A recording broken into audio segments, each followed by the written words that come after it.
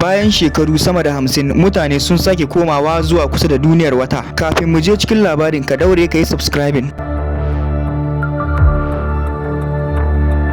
Mission ɗin Artemis 11 na NASA ya kai mutane zuwa kusa da wata inda suka zagaya shi ba tare da sauka ba, kuma abinda suka gani ya ba duniya matukar mamaki. Wannan tafiya ta zama tafiya mafi nisa wadda ɗan adam ya taɓa yi daga nan duniya. Sun yi nisa sosai har sai da signal ya yanke na tsawon minti 40 ba a ji ɗuriyarsu ba. A lokacin tafiyar su sun ɗauki hotuna masu ban mamaki, ciki har da yadda duniyar muke bayyana kamar ƙaramin ƙwallo a sararin samaniya. Mission ɗin Artemis wani shiri ne na NASA domin dawo da mutane zuwa duniyar wata.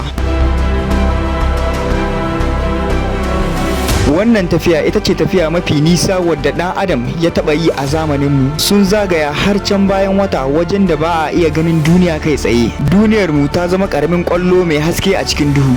Abin da ya fi ban mamaki shine yadda suka ga rana da wata sun haɗe, solar eclipse daga sararin samaniya. Wannan tafiya ba wai kawai yawon bude ido ba ce, ana amfani da ita ne domin shirya yadda mutane za su koma da zama duniyar wata nan gaba. Masana kimiyya suna so su gina sansani a duniyar wata, domin idan mutane suka fita daga cikin duniyar mu suka zo duniyar wata, su tsaya a wannan sansanin kafin su shirya zuwa duniyar Mars ko kuma wata duniya ta daban. Yanzu ka yi tunani kamar haka, mutane sun riga sun fara gina sansani a duniyar wata. A cikin waɗannan sansanoni mutane suna rayuwa ba tare da iska ta duniyar mu ba, suna amfani da na'urori domin yin numfashi. Rana tana haskawa sosai tsawon kwanaki, sannan duhu yana biyo baya sosai.